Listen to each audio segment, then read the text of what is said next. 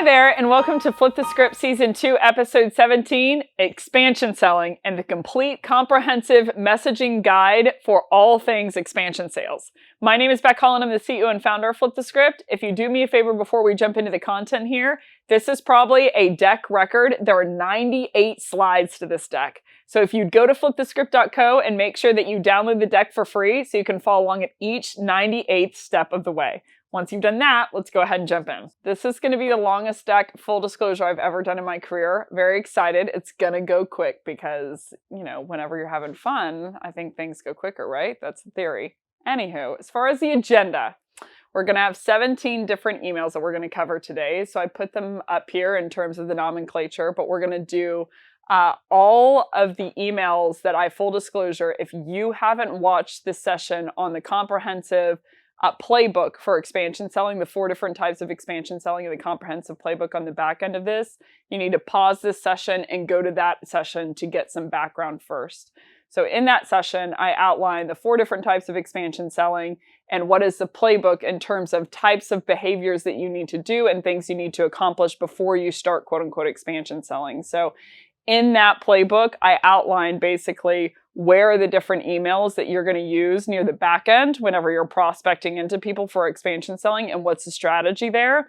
So today we're going to cover the actual text of those emails. So if you haven't seen that session, this session will make absolutely zero sense. So I would pause here and go watch that session and then come back. So for those of you who have watched this session, let's go ahead and jump in. Okay, so the first case scenario, there are 2 types of expansion sales where we're going to do one of 5 scenarios that you are shooting for in descending order. So we're going to start with scenario number 1 and work our way backwards to number 5.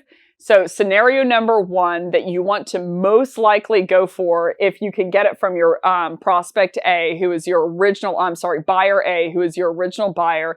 If you can get this is the most likely chance of conversion.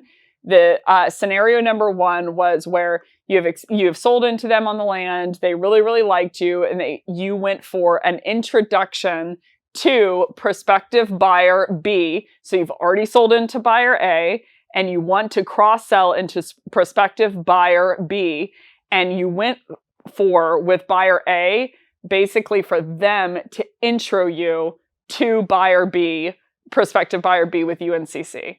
So for today's case scenario, let's say that the person that has bought your product on the land, the original sale, their name was Ross. And the second prospective buyer who you haven't sold into yet, but you want to, is named John. So these are actually some real life examples in my head, which makes it super fun on a side note. But Ross is the person who has already bought your product.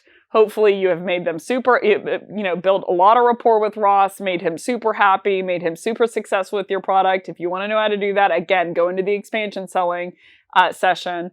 But now you're at the inflection point where you want to sell into John, who is prospective buyer B, and you've come to Ross and you said, first things first, that you want to go for, Ross, are you willing to make an introduction into John with me and CC so I can take it from there? So if Ross says, yes, I am, then that's the most likely chance of conversion. So number 1, whenever Ross makes the introduction, they say, hi, John, reason I'm reaching out here is Beck has actually sold into me before with Flip the Script. She helped turn my reps around, et cetera, et cetera. She did really well. I thought that you might be interested in getting some time with her to see if your team would find value from it as well. As soon as Ross writes that introduction, the first thing that you want to do is you want to go for the meeting. So I wouldn't be timid. I wouldn't try to prove myself or to earn the meeting, because then you signify to John that you think that you don't deserve the meeting. But in this case scenario, Ross went ahead and made the introduction. So you want to just say like, hi, John, reason for my outreach, or thank you, Ross, for the introduction. Hi, John, so nice to meet you. On a side note, I saw this article you wrote and it was amazing on scaling effective teams. How does Wednesday at 3 look to huddle up about your team in specific? Either way, I hope you're staying safe. So you essentially want to go for the meeting off of the kill and not try to earn their time, because you want to give, John the implication that like you deserve to be in there. You've done super well with Ross. And so, you just are there really to set up a time to see if he responds and sets up the meeting. If he doesn't set up the meeting, then, and you hear nothing, then no worries, don't freak out. Number two, the second step that you need to do is you need to recover with a email where you're basically falling on your sword. So we're going to go into the text of that email, but you need to send John a response. And basically, TLDR, the gist of it is you're going to apologize to John for coming in too aggressively. So you're going to go ahead and try and be aggressive and go for the meeting. And if you don't get it, always no fret. Nothing is usually irrevocable. There's nothing a good old fall on your sword can't fix. So number two is you want to, if John doesn't respond, you want to recover with an email to John with Ross still in CC where you fall on your sword, and we'll go into the text of that email. That's going to be email number one. So every time that you see a number within the setup, that's going to be the number behind the email that we're going to cover. And then the third step, if you don't get a response from John or Ross to this email that we'll cover in a minute, then you need to ping back the original buyer, which was Ross in this case scenario, and basically go the coaching angle that you want to get advice on where you should go from there, because you haven't gotten a response from John and you just want to make sure that you didn't mess things up. So we're going to start with email one, which again is a recovery response to when you didn't get the meeting and or a response from the first step. And then we're going to go into when you're pinging. If you still don't hear a response from John or Ross after you recover and go for the fall on the sword angle, what you should say to Ross, who's your original buyer, to get something going again. So email number one, again, as I'm recovering, Ross has sent an introduction email over to John. I came in on the back end and went for the meeting. I said, hi, thanks so much, Ross, for the introduction. Hi, John. So nice to meet you. On a side note, I saw this article you wrote on LinkedIn where you're talking about scaling effective teams and thought it was absolutely brilliant. As far as meeting up together, how does Wednesday at 2 look? In our time, we can go I want to hear a little more about your team and we can uncover and see if we're a fit at Flip the Script. If you don't hear back from him, then you're going to come in with a recovery email, and the recovery email looks like this. So you're going to start off with what I would call a technique called classic role diffusion. Now, what is classic role diffusion? Classic role diffusion is where you call out the typical behavior of someone in that role to communicate to your buyer that you have self-awareness and to diffuse the situation of what you're about to do. So you want to slough up what they're actually thinking, very, very relative to elephant in the room. Both of these I cover in Silver Bullet Central if you want to hear more. But basically, classic role diffusion is you want to call out negative behavior that's associated with a classic person who is within that role. So in this line, I say, apologies if I rushed in. So you would say, hi, John. Apologies if I rushed in, all typical pushy salesperson and tried to close you and get time with you right off the bat. So you want to call out the fact of what you did in that first email if they aren't responding to diffuse the situation. Step two is you want to go into what I call prospect fandom, also covered in Silver Bullet Central, but you essentially want to highlight to your prospect the reason that you went for the meeting is because of how much you value them or how much you were excited about the meeting. So if you're not truly excited about meeting with your prospects, I think that you're in the wrong field. If you don't get excited about having a new meeting with someone who's really, really, high up within the organization or working with an organization of, a lot of influence, then you need to get into that mental state because we need to be fans of our prospects. It's helpful on them. It helps give us context, but it also, we need to be selling into people because we respect them and because we want to help them.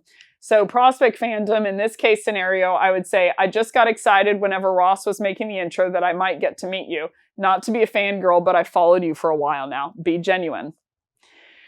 Third piece I would go into is a value add. I would say, at any rate, I thought you might like this article I saw the other day on scaling effective teams, especially point number 3 hit home for me.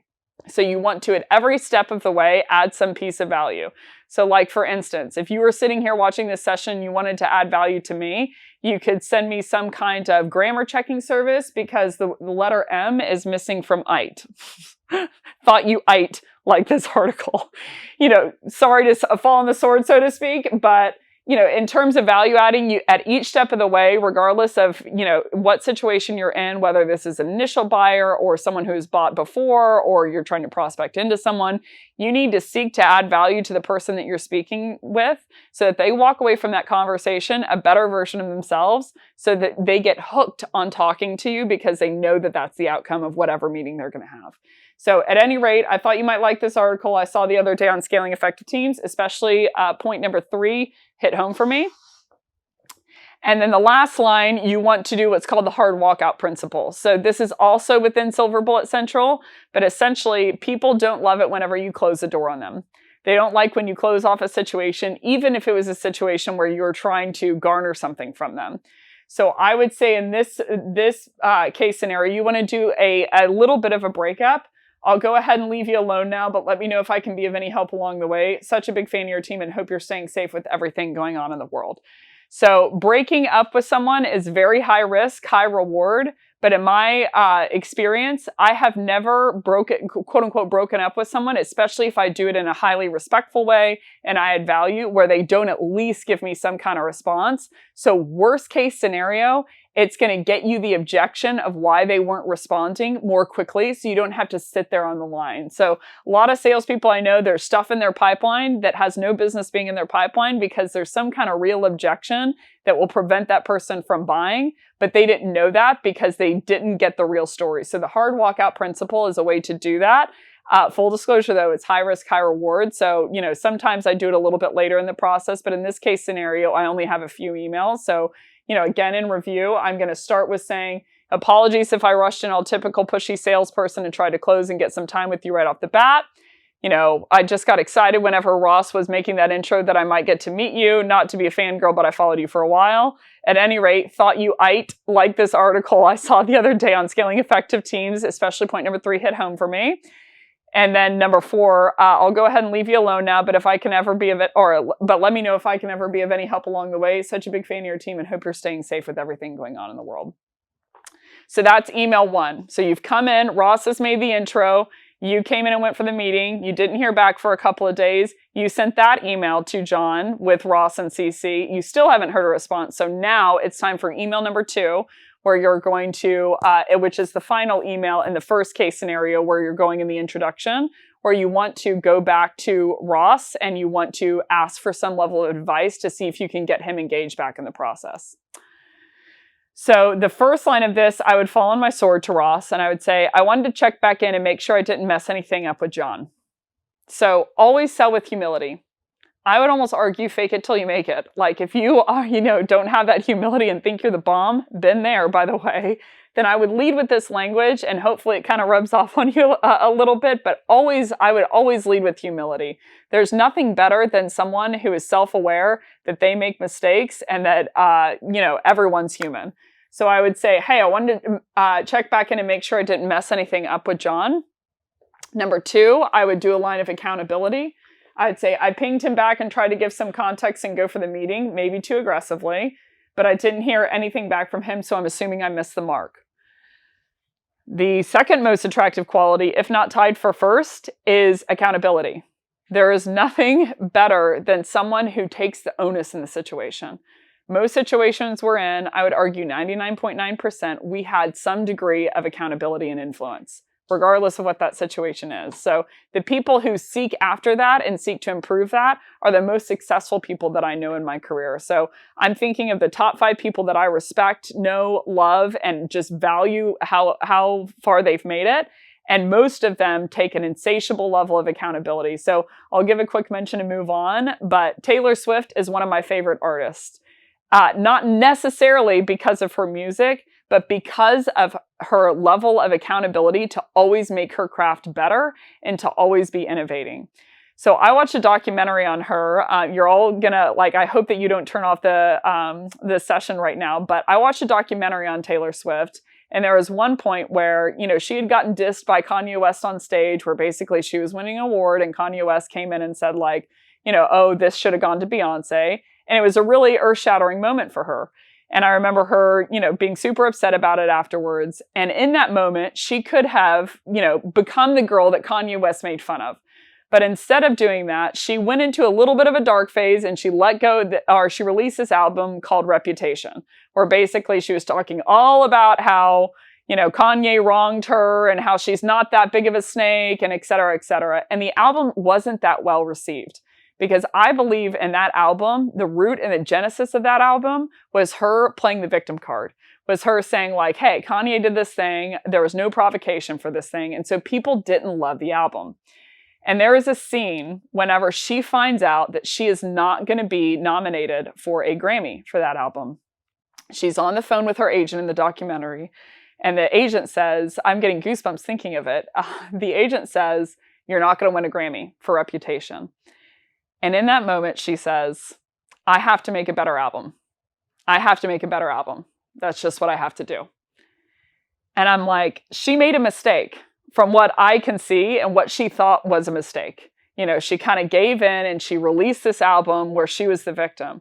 But instead of saying like, this is BS, the judges, yada, yada, yada, like it was rigged, like how could they do that for me? Which is a very easy out. And she had been relatively successful with other albums. There was a lot of different outs ego-wise where she could have said like, hey, I'm Taylor Swift and the album was pretty good. Instead of blaming it on anyone else, she said in that moment, I have to make a better album. That's just what I have to do. She took on that accountability and then she went to release her next album, which was one of the best albums that she ever released. So in terms of accountability, it's very, very tough to do on our ego, but is insatiably valuable to us no matter what field that we're in. And whenever we're actually deploying that in our psyche and our mindset, whenever we're going about our work, people can tell and they're attracted to it. So accountability, I would say I pinged him back and tried to give some context and go for the meeting, maybe too aggressively, but I didn't hear back from him. So I'm assuming that I missed the mark. Not that John's mean, not that John's a bad guy and doesn't want to talk back to me, but I missed the mark because John didn't respond. The accountability of that person not responding is on my outreach. The next line, I'd go into the mentee chair. I would say, any ideas on where I should go from here? Very attractive to ask for advice and help. If you want kind of a quick example, think through what it feels like to ask for directions versus what it feels like to give directions. I've oftentimes not known where the person wanted to go, but I still was looking for them because I wanted to help them because it feels good to help someone and give them some level of expertise. So I've even seen people reaching out to prospects to ask them to come on the podcast or get their take on something because the person usually will talk back because of how much people like to give advice. So the mentee chair, I would say, any ideas on where I should go from here? Because you want to get Ross's kind of buy-in and Ross's direction on where you should head from here now that you haven't heard the response from John. And then at the end, I would always use some kind of push-pull technique. Either way, thanks so much for the help so far, and I hope you're staying safe with everything going on in the world. You want to thank Ross for his involvement so far because he has done some level of help. He did put his neck out on the line and try to make the intro, whether it's working or not.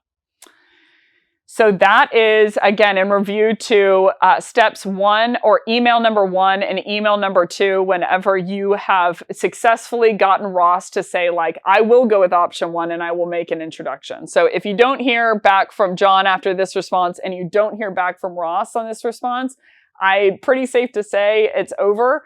And pretty safe to say that you, again, it's high risk, high reward. So if you say I'm going to go away, you need to go ahead and do it. So that's case scenario number 1, highest conversion. Full disclosure, I don't think I have ever run that playbook and not heard a response from either one of those parties. So that's option number 1 where Ross says, hey, I actually am willing to make an introduction into John.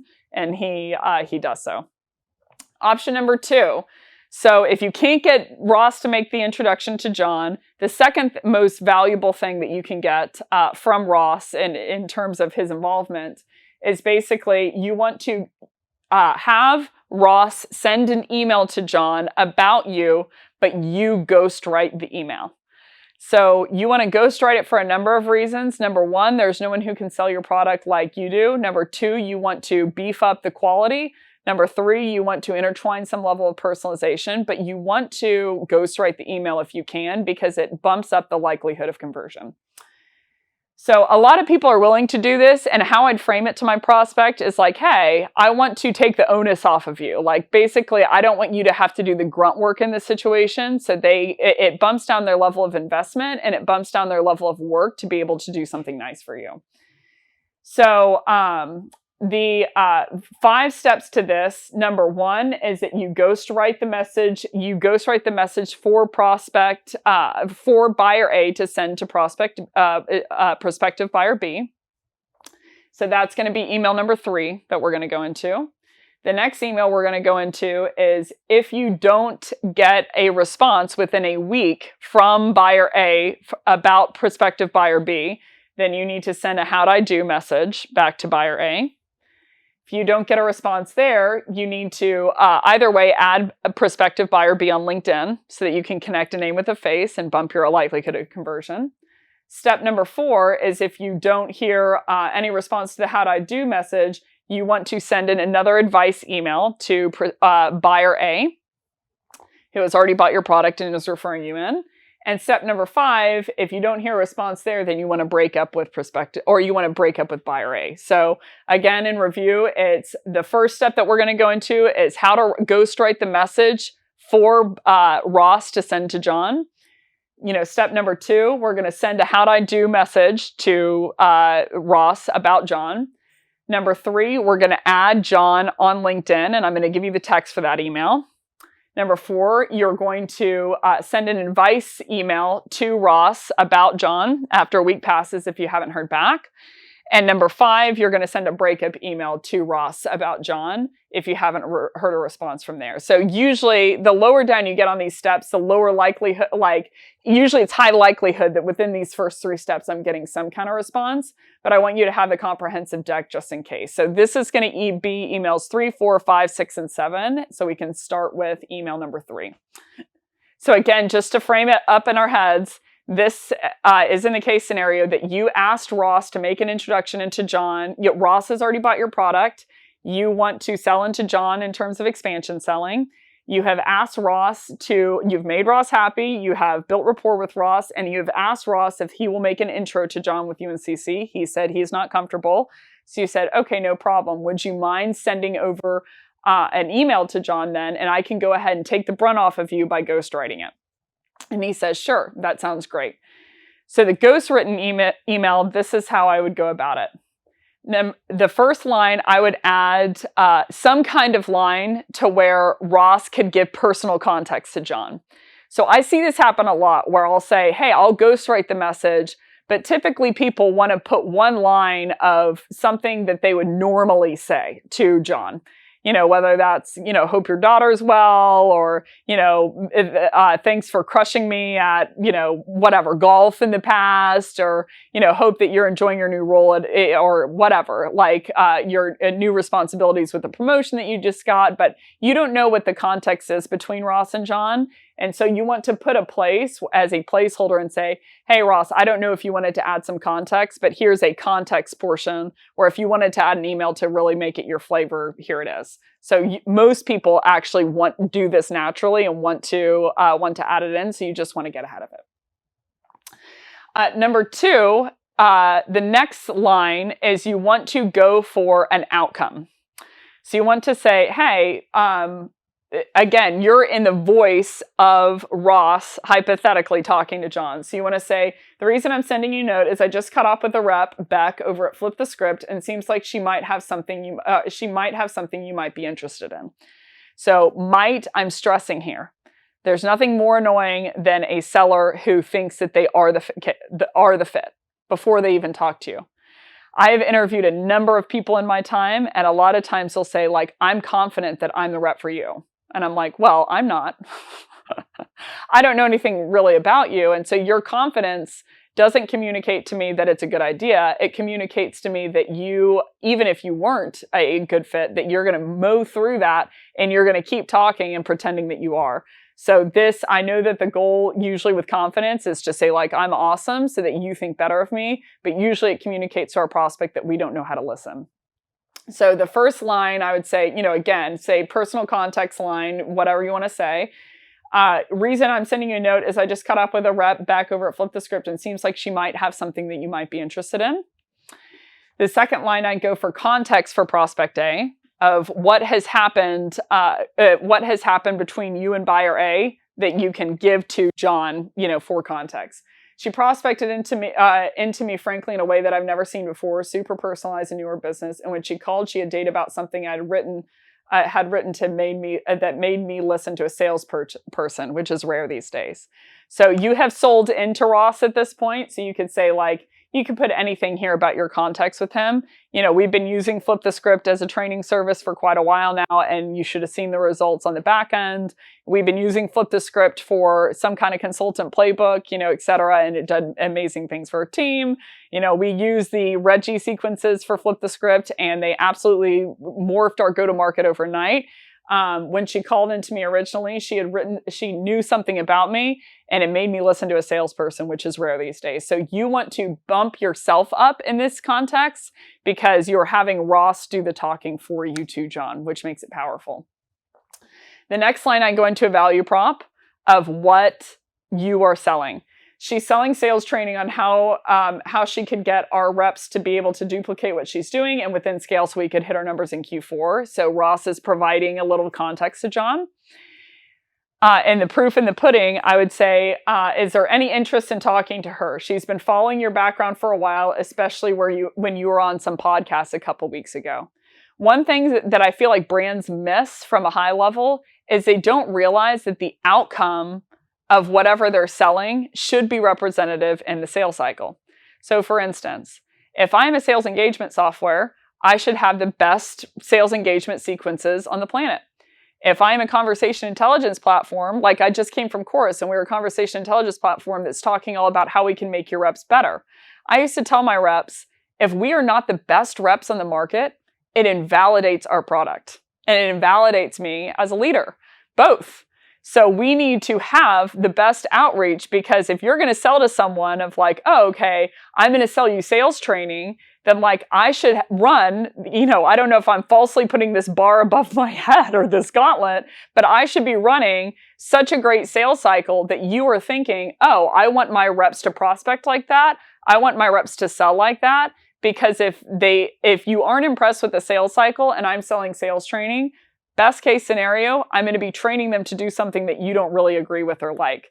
So the proof in the pudding line, I would say, you always want to lead with an outcome of what Ross has seen, from your team that he would want, that John might want to replicate. So I'd say any interest in talking to her. She said she's been following your background for a while now, especially when you were on some podcasts a couple weeks ago. So I don't know if you caught it, but basically whenever I was talking about Ross myself to John as Ross, that's a really confusing statement, by the way.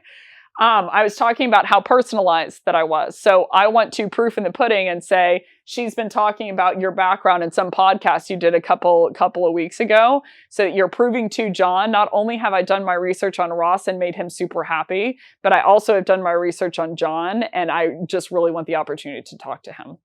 The last line you want to go into is what I call the worst case scenario. If you want to know more on the worst case scenario, I do an entire session of it on it in the Silver Bullet Central Hub. But basically, TLDR, the worst case scenario is when you outline for your prospect what's the worst thing that could happen to them as a result of interacting with you or giving you a meeting. So it takes out the sting of them being scared of what could happen to them. So a great example, if you go on Flip the Script on LinkedIn, I say free sales training by the people for the people. Flipthescript.co. What's the worst that could happen? It's free sales training. So what would you actually have to expend? The only thing would be time. So you want to outline that for your prospect so it takes the sting out of the fear of not knowing what they're walking into. So in this case scenario, I said, I thought if nothing else, you could get lift some tips from her that might be helpful on how she's doing what she's doing, so we don't have to pay for her. So this is a great example of like, hey, take a meeting with Beck, because worst case scenario, you can get some tips on how she's personalizing, at scale so well, so that we don't have to pay for her services and we can get that level of intel. And then the last line, you want to give some level of personal context in the outro. So the personal context for the outro, again, in the first line, you gave a personal context line for intro of like, hey, hey, Ross, here's a line where you can put something in of whatever you want to say to John. And then the last line here, you want to give a personal context outro. So give buyer A just a line of like a little snippet of like, hey, this is where you can put that last level of personalization. But in my experience, whenever you're outlining the buyer journey for someone, it's not aggressive. It makes them feel safe. So when I tell people like, hey, this is typically what happens in the buying process. And typically if you see value, then we take this next step towards X, Y, and Z. It helps people feel like you're in control, you know what you're doing, and so they can follow your lead, and it's easy to do so. So in this last line, you just want to say like, hey, Ross, here's the line where you can add some personal context for the outro. So that's email 3. So again, in review, email 3 was the email that you basically were ghostwriting for Ross to send to John without you and CC. And this was the second case scenario of what we're after. The first one, we were trying to go for the intro and CC. Ross said no. So we sent that email over to Ross so that he could add a personal context intro and outro and ship it over to John. Once he sends that, you don't want to be annoying, but you also want to find a way to figure out what's going on. So I would say after a week is a good time. If you haven't heard anything from Ross, it's probably not a great sign. So if Ross hears back from John, he will probably ping you. I can't imagine a scenario where he would hold on to that for more than, he's hypothetical, but whatever, premise still stands, where he'd hold on to that for more than a couple of days. If he took the time to send over the ghostwritten email, he probably will take the time to send over a response if it's had. So a check-in email email number 4 is where we want to check in with Ross if we haven't seen any kind of response from Ross on what John said, but we want to do it in a high value way. So the check-in email is very simple. There's 2 pieces to it. Number 1, I'd say, hi Ross, how'd I do? Gulp. So you want to show some level of humility of like, how'd I do kind of thing. So you were leading with your humanity and showing him that you don't know how it happened on the back end. Or what happened on the back end. The second piece, I would always, again, in every situation, do not, let me strike this into order. Let me push out this decree. Never, ever send an email without adding value. So even if it's a check-in email and even it's very brief, you always want to add some level of value to your prospect's day or your buyer's day so it wasn't a total wash of time for them. So I'd say, how'd I do? Gulp. And then I would add some value add. Hey, by the way, I saw this article the other day and thought of you. And I loved point number 3 on X, Y, and Z. Thought you might want to take a look. Third party, the better. More third party so that you don't think that there's an agenda, but you want to add some little piece of value, tidbit, etc. of like, hey, we need to talk about this thing, but I also wanted to mention X, Y, and Z. And the great thing, this is going to raise the bar for you in terms of the kind of value that you're going to have to find to add. So instead of being aggressive about check-in emails, and I just wanted to bubble back in and bubble is the top of your inbox, you want to get aggressive about the kinds of value that you're finding for your buyers and that you're adding to their day. So that's email 4. Email 5, you want to add prospect B on LinkedIn. So basically, in this case scenario, again, prospective buyer B, his name was John. We're going to go to LinkedIn. We know that Ross, we basically went for the intro with us in CC. He turned us down and he said he'd ghostwrite an email. We sent over the ghostwritten email with the structure that I outlined to John. We then send an email over to Ross after a week has gone by and we haven't heard anything. We say, how'd I do? And we added a piece of value.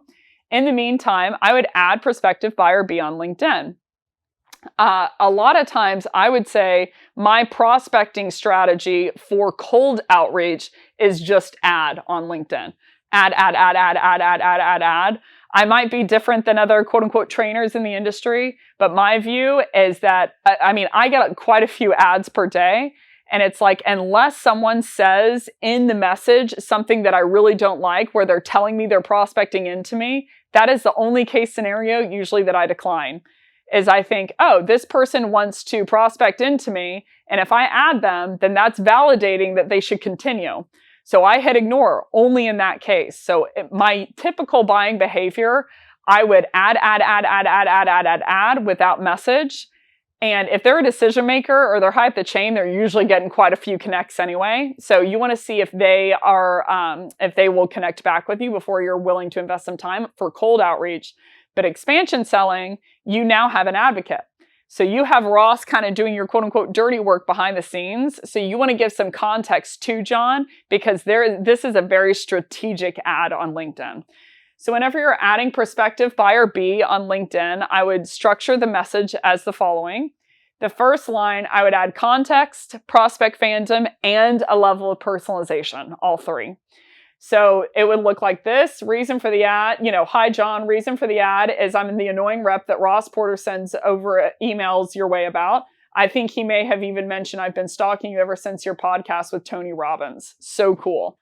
So you basically want to say, like, number one, the context is I'm the annoying self-deprecating rep that keeps, bugging John or Ross to send over emails your way. And you want to add some level of prospect fandom of like, hey, I think he even have mentioned that I've been stalking you because personalization, I have stalking you ever since I saw your podcast with Tony Robbins. So cool. So you want to intermix these flavors of not only am I self-deprecating, I'm going to give you context, I'm going to be a fan of yours, and I'm going to personalize it to something that you did in specific. So I'm really bumping up the likelihood that John will read on to line 2.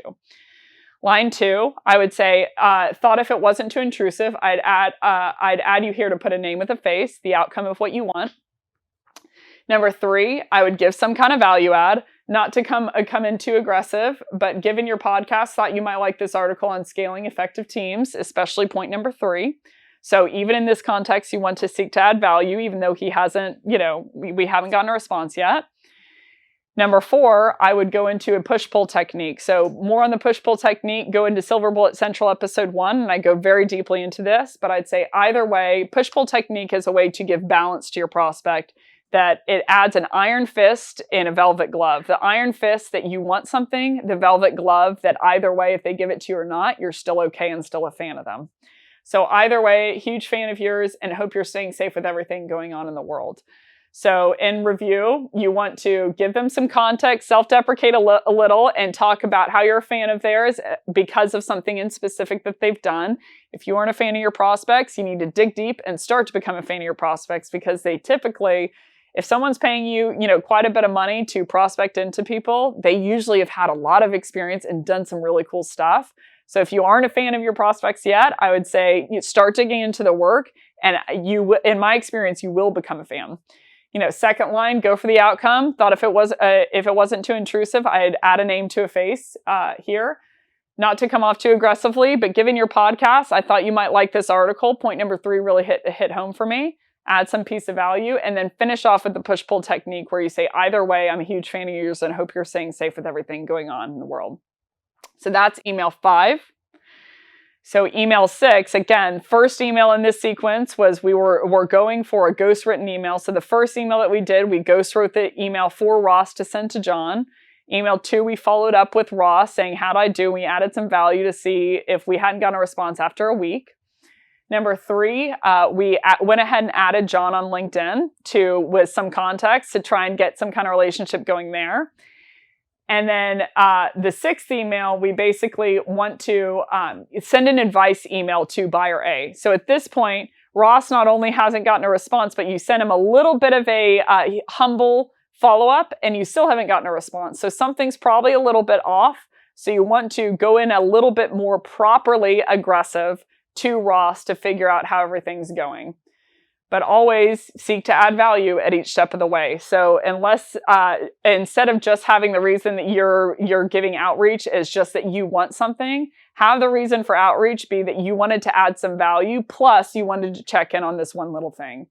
So email 4 within this sequence, you basically want to start with a fall on your sword. I wanted to reach out since I haven't heard back, which is always a good sign. A little bit of a pattern interrupt, and I would put gulp again.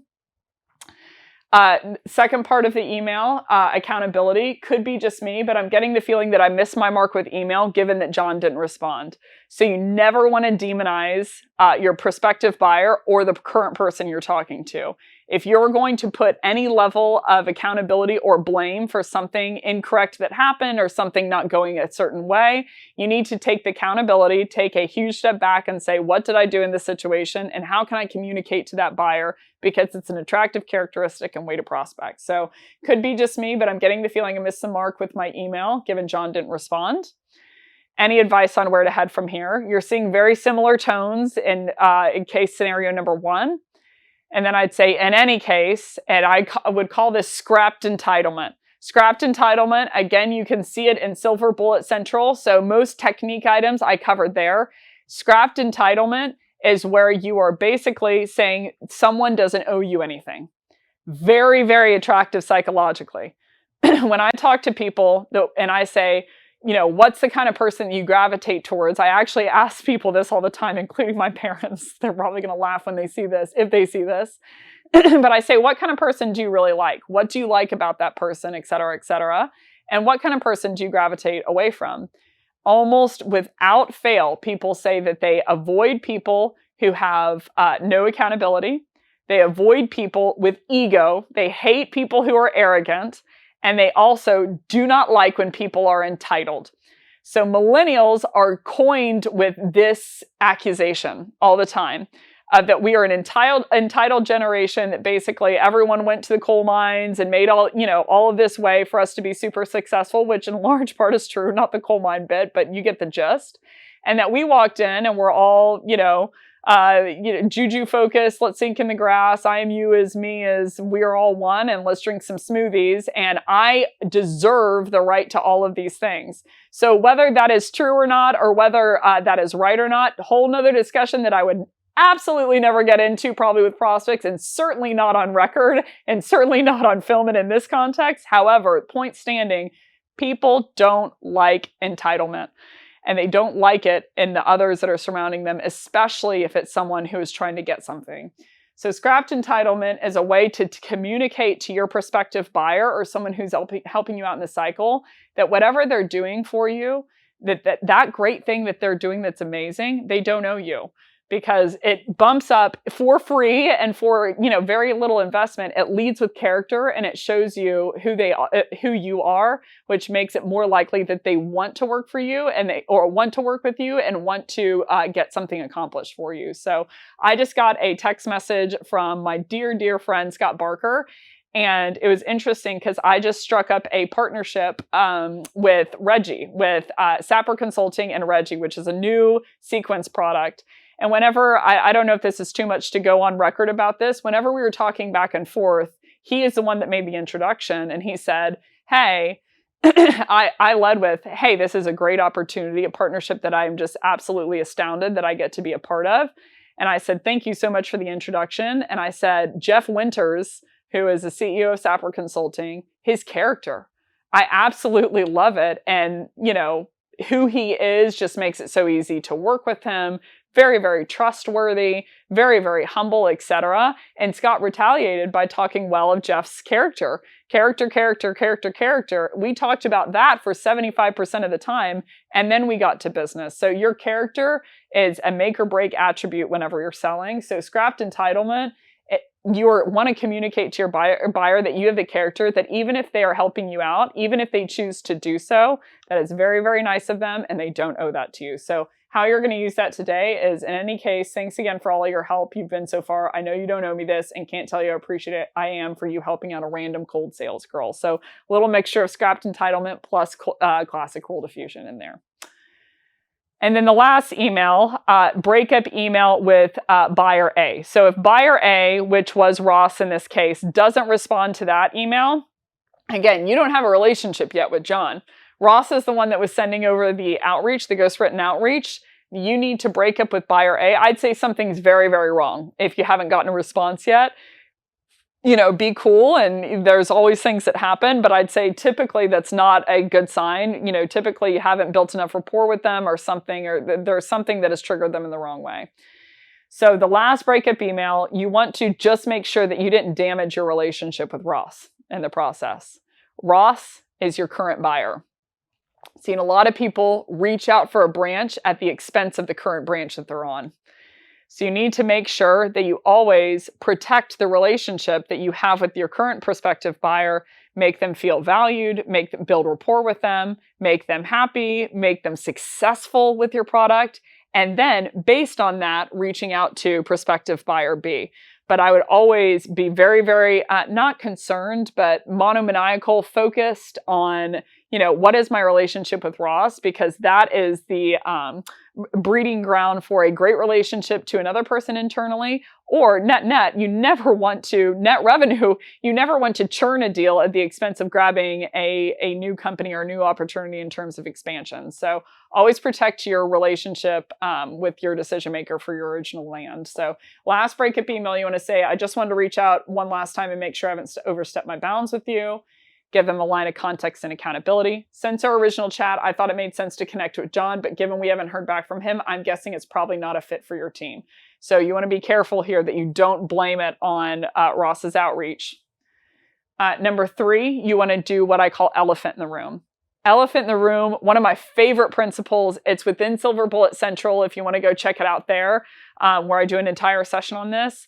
But elephant in the room is where you call out the one thing that everyone's thinking, your best guess of what everyone's thinking, but no one will actually say. So a lot of people would think, oh, okay, that's rude, or that's, what if I say the wrong thing? But the better that you can get about reading a situation and reading a room and calling out the thing that's holding everyone back, it communicates to your buyer that you have a very in-depth understanding of where they're at.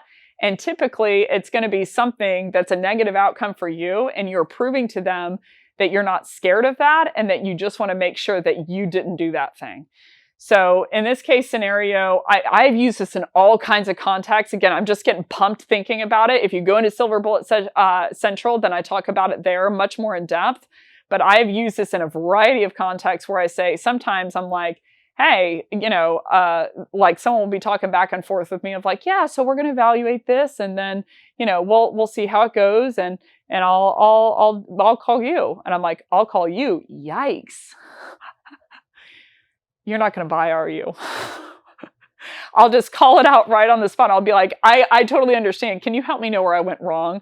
Because I know, unless I'm reading this wrong, that's the kiss of death. So I must have done something to mess this up. And I just want to make sure worst case scenario, that I am not churning my relationship with you, or I didn't offend you.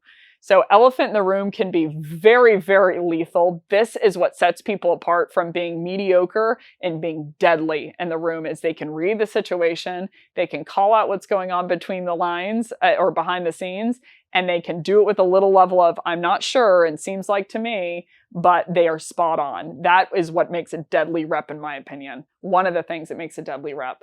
So elephant in the room in this context, you're going to say, maybe it's me, but I'm getting the feeling he's just not interested, and you don't want to and you don't know how to let me down lightly, or you don't want to let me down. So you want to say, you don't know how to tell me to go away. You don't know, I'm getting the feeling that he doesn't want to buy, and you, because you're great, you want to make this introduction happen, but I'm feeling like it's just not a fit.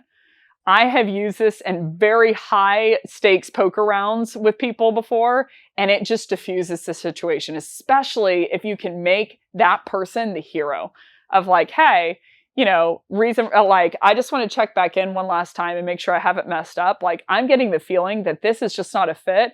And because you're my advocate and you're awesome, you're an amazing human being, you're trying to get me this intro, but it's just it's not going to happen, and you don't know how to tell me because you're nice.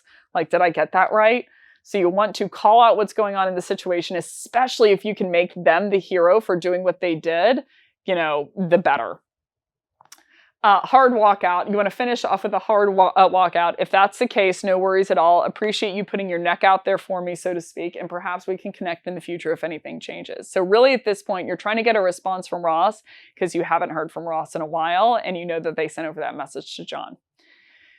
And then the last, I would put some kind of value add. So always be adding value.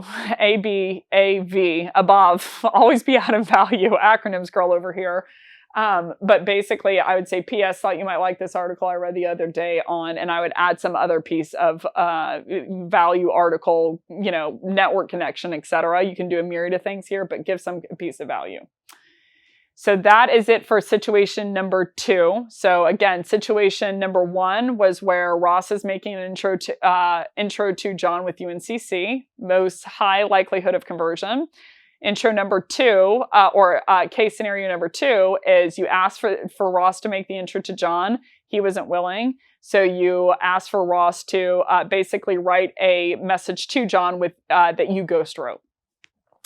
The third case scenario, if he won't do that, he's like, nah, get out of my cookie jar. Then it's like, okay, no problem. So you don't mind sending over a message to John? He's like, yeah, I will send a message over to John, but you don't have to worry about ghostwriting it. That case scenario, I know that everyone loves the absolutely perennial length of this slide deck, but it is very, very close to approach number 2. There are 98 slides in this deck, just FYI.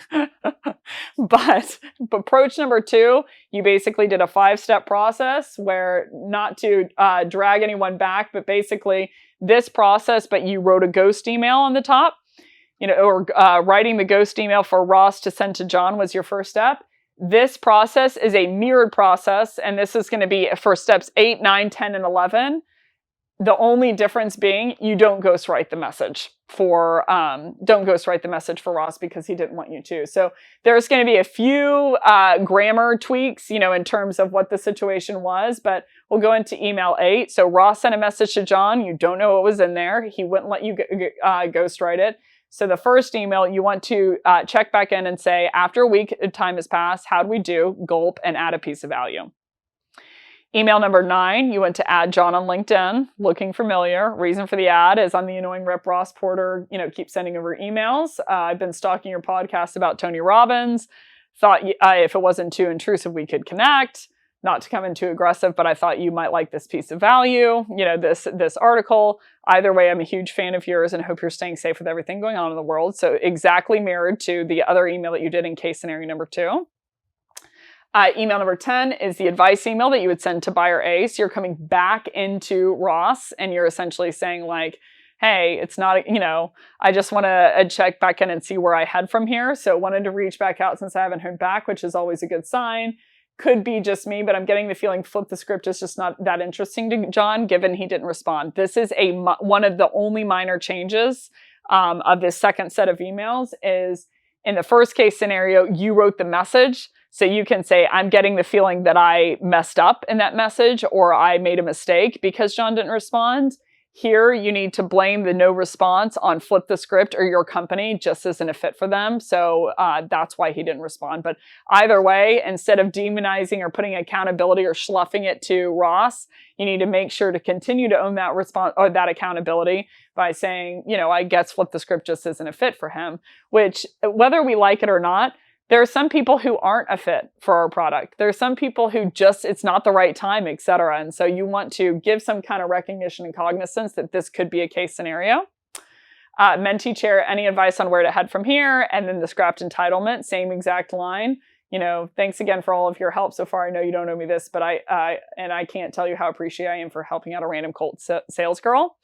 And then the breakup email with Ross, pretty mirrored to the original one. Just wanted to reach out and make sure I haven't overstepped my bounds. Since our original chat, I thought it made sense to connect with John, but given we haven't heard back from him, I'm guessing it's probably not a fit for your team. Maybe it's me, but I'm getting the feeling he's just not interested. There's a small tweak and change, and you don't want to let me down lightly. If that's the case, no worries at all. Appreciate you putting your neck out for me, so to speak, and perhaps we can connect in the future if anything changes and then add a piece of value. So that is everything for the third case scenario. So again, case 1, not to keep reviewing, but this is a long session. Case 1, Ross said, yes, I am willing to write an email to John with you and CC and make the introduction. Case 2, he said you went for that and he turned you down, but he said, I will write John an email. And he said, can I ghostwrite it for you? He said, yes. Case 3, he said, no, don't ghostwrite it for me, but I will send an email to John. In the fourth case scenario, keep in mind, if you haven't gotten Ross to agree to option 1, 2, or 3, and this is an expansion sale, it probably means that you haven't made Ross happy. So I will go into what you can do in the fourth case scenario and fifth case scenario. But if that were me and this was my deal, I would essentially be like, crap, I have done something to where Ross is not seeing the value. I've done something here to where it's just not like Ross isn't willing to be a part of this. So I probably arguably haven't added a lot of rapport or made him happy because otherwise he normally would have. would be willing. So I just want to put that as a full disclosure before I move on to the deck of how to do this, that if I didn't get steps 1, 2, or 3, I would start to question and freak out a little bit about the relationship of the sale that I've already made, wonder if I've added value, and I would report to the expansion selling section on how do I make sure I'm adding value to Ross so he is willing to do 1 through 3. So let's go into how to do number 4. So number 4, if Ross isn't willing to send over a email, whether that's ghostwritten introduction or not ghostwritten to John at all, and he says, no, you need to go ahead and make this happen. Number 4 is the fourth most likely for conversion is I'm reaching out to John, but I get to reference my interaction with Ross. That's the 4th most likely for conversion. So you're going to have 6 different steps to this, and this is going to be the last emails, and then we can close out. But number 1, you want to bind yourself back to buyer A, which is Ross. So after Ross says, no, I'm not willing to write the email, but your guy is John, and let me know how it goes. And I'd say, basically, thank you so much. And we're going to find our way to team up with Ross in that case scenario in case we're not successful. Step number 2, you want to go into prospective buyer B, which is John, and basically give him some reference, context, and go for the meeting. Step number 3, we're going to come back to prospect B, have a level of accountability, and fall on our sword light and try and get him to respond, John to respond. If we can't get him to respond, we're going to go back to buyer A in step number 4, and we're going to have a level of accountability and try to get Ross to respond. If we can't get him to respond, if you can't get, usually top 4 steps, like if you can't get a response there, something's wrong. Someone has killed someone's dog, or you have somehow blown your nose on their wedding dress or something. So steps 1 through 4 is really what you're aiming for, but I will keep going. I have had to do steps number 5 and 6 in one case scenario. But usually they'll respond within steps 1 through 4. People are actually, on a side note, prospective buyers and people who are being prospected into. If you lead with humanity, they aren't as awful as you think. They will respond, treat you with respect. It's just a matter of you leading in the most respectful manner. So that is my, shout out or view on prospecting into people. But step number 5, if you can't get a response from prospect A at that point, I would break up with prospect B, prospective buyer B, which is John. And then I'd finish off with breaking up with Ross, which you still have a deal with. So you want to be careful. But let's go into a little bit of these texts. So step number 1. So Ross said, no, I'm not willing to send an email, but John Scherer is your guy. You need to talk to him. So I say, okay, first thing I want to do is bind myself to prospect or to Ross. Say, no worries, Ross. I appreciate you giving me a name. I will go ahead and reach out to John and give him everything I've got and let you know if I'm able to set up some time. Either way, thanks again and keep the good articles coming. Wish me luck. What you're doing here is you basically are showing him a level of appreciation for what he was willing to do. You are paving the way of telling him, the way back in, of telling him that you'll reach out to him if you're successful. Because then if you're not successful, you also have the right to reach out. And then you're going to finish off with doing what I call an internal team build. This is basically you're asking your prospect to wish you luck because all of a sudden they see that themselves on the same team as you. So you want to create an internal champion. Email number 13 is going to be your first email to prospective buyer B, which was John in this case scenario. So essentially you want to start your first line with what I call context plus empowerment. So reason for my outreach is I was chatting with Ross earlier in a long-winded monologue of an idea on how I could help Drift book more meetings. And he said he was interested, but that I should reach out to you given all of BD is under your umbrella. So you want to give context that you have talked to Ross, that Ross, in this case scenario has bought from you, that he has used your products. So you want to give context of what has happened so far.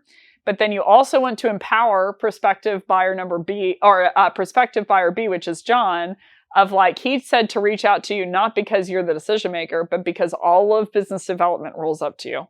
So you want to give them some level of compliment by way of recognition of their level of authority. So you don't want to take it too far, but I see too often people come in and say one of two things. Number one, they'll come in and say hey, Ross said talk to you because you're the guy. So are we going to meet or what?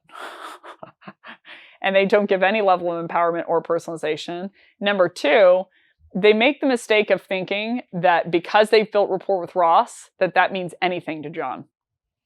John is a new person. He has no interaction with you. I'll give you an example. I started with Chorus, and which was my last organization, and one of the first couple of days, they basically asked me, they said, why don't you talk about, your former companies? And I said, let me ask you a question. Let's say for a second that I had crushed it with these orgs. I had absolutely, decimated my numbers. And then my reps loved me, CEO loved me, da da da. Does that mean anything to you? They're like, no. I'm like, why? They're like, well, because we didn't see you do it, and you didn't do it for us. I'm like, bingo. So when you're talking to a new person, you're talking to a completely new buyer, and what you have done with this existing person or existing client in this case scenario is simply enough to get you an intro. But you need to do the same level of prospecting that you did for prospective buyer B that you did for buyer A, because John hasn't seen any of the wonderful things that you've done with Ross. Now, he might double check in, and say like, hey, is this actually true? But you haven't added any of that value to John, and John is a separate sale. And if you're doing expansion selling correctly, a equally as lucrative one, if not more so.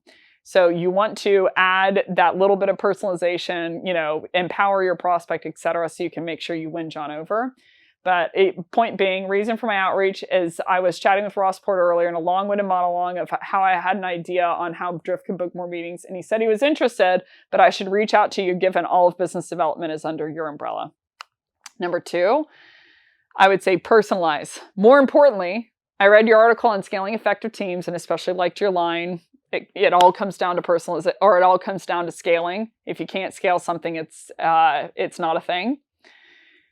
Number 3, I would go into what I call the would have pitch. If you want to see more on the would have pitch, go to Silver Bullet Central episode 2, where I go into it more deeply. But essentially, the would have pitch is when I'm communicating to my buyer what I would have done for a positive context if they didn't know a lot about me.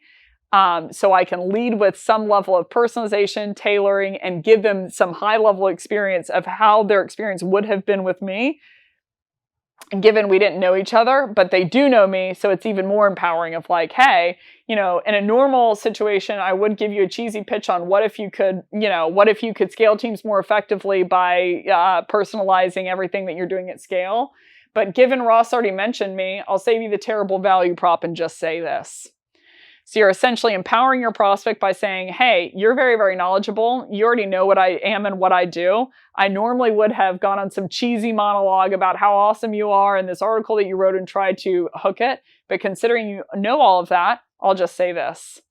CTA, if you give me a shot Wednesday at 2 to meet you and unpack that idea, I promise I'll leave you alone if I strike out or you're not impressed. And then I would end with the good old push-pull technique. Either way, such a big fan of your team. Keep the good content coming. And I hope you're staying safe with everything going on in the world. So in review, you're going to start with in your first email by saying context of what's happened, plus empowering your prospect by saying all of BD rolls up to them. Give a level of personalization on an article that they wrote. Give them the would have pitch of how you normally would have tied this to this cheesy thing. But given they're already, they already know a lot of context because Ross mentioned me, I'll just say this, go for the CTA and close with the push-pull. So now let's go into email 14. So just as a reminder, email 1, this is for, your current buyer, buyer A, Ross. You tried to go for the intro and CC. He said, no, I'm not willing to do that. You tried to go for him to ghostwrite an email to John. He said, to send an email to John that you ghost wrote, and he said no, and no, I don't want to send an email to John. You need to go after John yourself. So, in summary for this section, number 1, we said, bound ourselves to buyer A, which was Ross, and we said like, hey, no problem, thanks for giving me a name, wish me luck.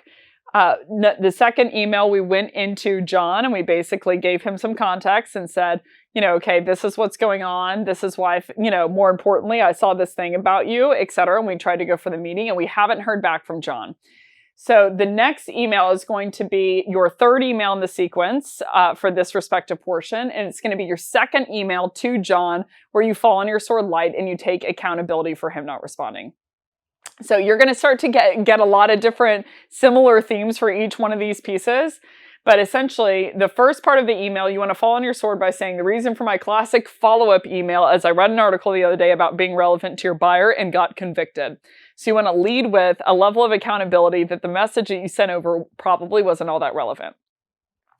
Number 2, the accountability portion. I shouldn't have rushed in and assumed that just because I chatted with Ross that it meant I would get time with you. And given your permission, I'd like another shot to put my best foot forward and earn your attention. So this is where you're really taking onus and accountability of, I shouldn't have thought, almost calling yourself out a little bit. I shouldn't have thought that just because Ross, bought from my product, etc., that I would get time with you. And I want another shot at putting my best foot forward.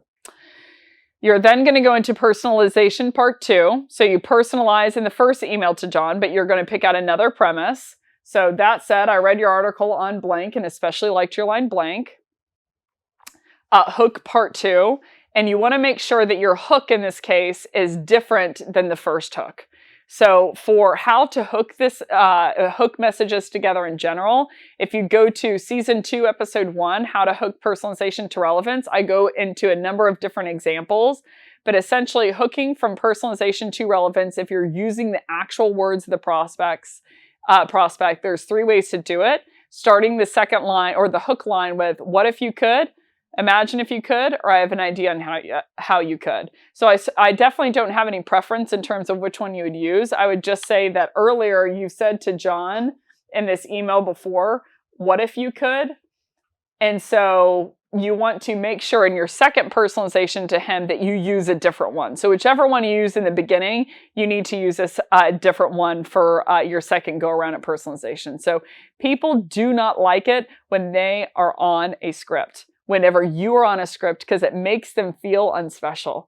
It makes them feel like they are not a special snowflake. They are just a number in a lineup, and it makes them feel like you are not quote unquote real and that you need to be more human. So when people notice that they're on even a structure versus a script, my experience is they start to rebel a little bit because they don't want to be the quote unquote chump that falls for it. They don't want to be the person that responds to the mass blast email that was looking for the low-hanging fruit of people who didn't know any better.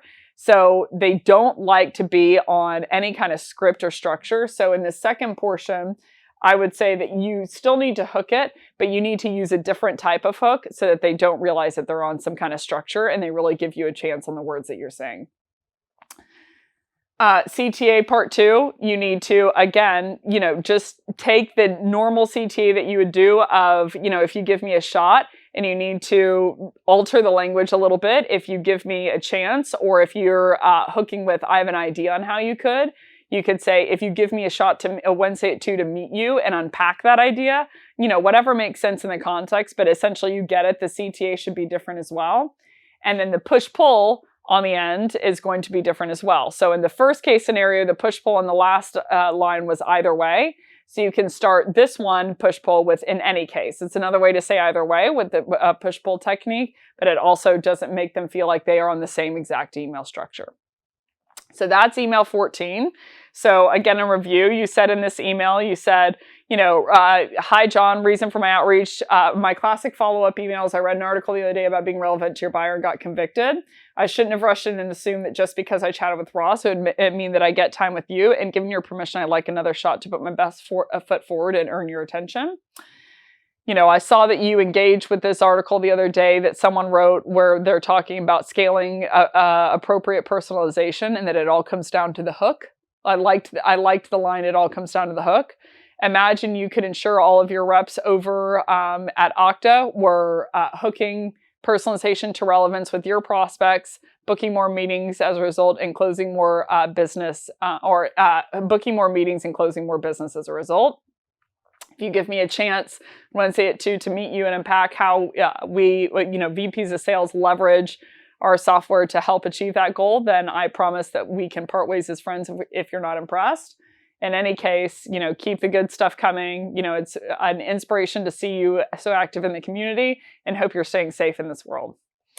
So again, it's the same type of structure, but you need to use different verbiage so that they don't realize that they're on some kind of structure. So number 15, this is going to be the fourth email in the sequence. First you reach out to Ross and we're binding yourself to him. The second step, you're reaching out to John with your first email, which is prospective buyer B. The third step, you're reaching out again with a little fall on your sword light language and accountability to John for him not responding. The fourth email, you want to send a second email back to buyer A. So you want to go back to Ross and have the same type of interaction where you're falling on your sword light. I wanted to reach out since I haven't heard back from John, which is always a good sign. Gulp. Accountability. Could be just me, but I'm getting the feeling I missed the mark with my email given John didn't respond. So you're giving Ross context in this portion because Ross doesn't know what's happened with you.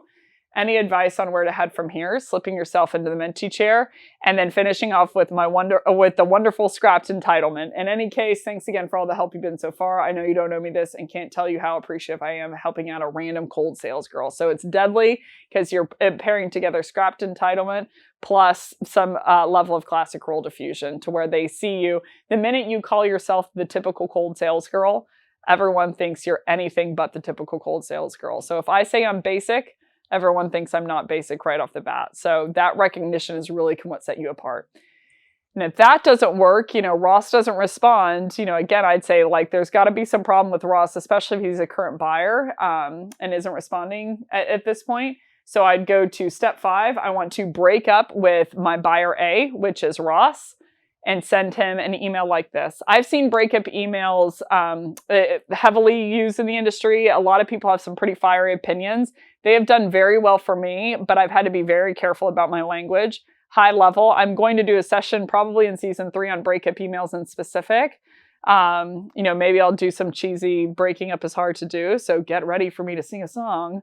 But breakup emails, what I high level see people struggle with is that they are trying to find a way to tell their buyer that this is the last time that they're going to reach out.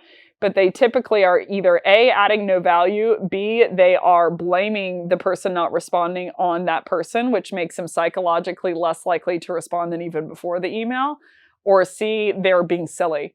They're saying you must be off on an island somewhere, swallowed by a shark, et cetera, et cetera. And so most of the industry has said breakup emails don't work. My experience, if you word them correctly, I've gotten 20% positive response to a template. One of my most effective quote unquote templates is the breakup email. So this is again, it's always high risk, high reward whenever you're breaking up with someone, because if they don't respond, you need to have the integrity to go away. I've even seen reps break up with someone and be like, I'm going away now. And then they're like, just kidding, I want to pitch you on this thing. There's nothing worse than someone who says or who doesn't do what they say they're going to do. So in a breakup email, I would structure it like this. This is where I've seen success. First, fall on your sword. Just wanted to reach out one last time and make sure I haven't overstepped my bounds with you. Number 2, add context and accountability. Since our original chat, I thought it made sense to connect with John, but given we haven't heard back from him, I'm guessing it's probably not a fit for your team. Number 3, I'd call it the ever-effective elephant in the room. Maybe it's me, but I'm getting the feeling he's just not interested, and you don't want to let me down lightly. Number 4, hard walkout. If that's the case, no worries at all. I appreciate you putting your neck out there for me, so to speak, and perhaps we connect in the future if anything changes. And then number 5, I would always add a piece of value. So this is, this is someone, keep in mind, in expansion selling that you've sold into. So they're currently a buyer from you. So you want to make sure you protect the relationship. Say you want to make sure that you just didn't overstep your bounds, and always add value so they associate value add with you whenever you walk in the door, because you still have the relationship that they're a buyer. And then the last email 17 of this 98 slide deck, is you're going to break up with prospective buyer B, which is John. Same type, almost the exact same type of email, but fall on your sword. Reason is I wanted to, for my outreach is I wanted to check out one last time and make sure I didn't overstep my bounds with you. Given my chat with Ross and your article, I originally thought it made sense to reach out from you. Full disclosure, in breakup emails, that is one of the only portions that I am personalizing, is given my blank, given your article that you wrote, given your whatever you've talked about in the above sequence that you want to mention there, but the rest is usually just a rote template. Elephant in the room, maybe it's me, but I'm getting the feeling it's just not the best time for you to connect, or you're not really interested. That's an effective line. The elephant in the room of hey, I'm getting the feeling that I'm just not that great. That, you're just not interested. Am I getting that right? Then you say, if not, no worries. Perhaps we can connect down the road if anything changes. So you're really hard walking out, trying to evoke a response out of John. And then always add value to him. So thought you might like this article I read the other day that made me think of you on scaling teams effectively. I really like point number 3. You should check it out, on It All Comes Down to Scaling. So in summary, there's a lot. It's 98 slides of particular emails. And I hope that the takeaway here isn't that you should, I don't know if I'm blowing my foot off, but is not that you should follow this deck rote. Instead, there's a lot of different common themes of how we can be attractive to our buyer in any kind of prospecting. Whether that's elephant in the room, whether it's having self-awareness, whether that's classic role diffusing, whether that's taking accountability to our buyer, taking the hit whenever someone doesn't respond. But there's a lot of different flavors that you can intertwine. And especially if the email is balanced, you're going to get more responses than ever before. So there are 4 types of expansion selling. This is a good playbook of like, you're going after 5 things: an intro with UNCC, sending over an intro with ghostwrite, without ghostwrite, you go over to John with mentioning Ross and his tenure, or you have to go in cold. But in summary, there's a lot of different email templates out there. And I hope that the key takeaway here is if you lead with character, make Ross successful, and make him a hero within his organization for buying your product, then it makes all of this much easier. So whenever you're reaching out to John, you want to make sure to add value. You want to make sure to start over in your head mentally that you need to hold yourself to that bar whenever you're talking to him of just because you added value to Ross doesn't mean you've added it to John. But I think that if you do expansion selling correctly, if you make Ross successful, it will make this very easy breezy. And you just have to throw a couple of words in the mix to get John to have a response and want to have a meeting. Woo! So I am, for one, exhausted. If you like this session and you want to hear more, thanks so much everybody for watching. First of all, go to flipthescript.co and you can see a ton of other different topics, much shorter than this one. If you really like this session, go to Flip the Script on LinkedIn. Be sure to give us a follow and tag me in your top 2 takeaways so I know what you want to hear more of. But either way, I hope you have a great rest of your day.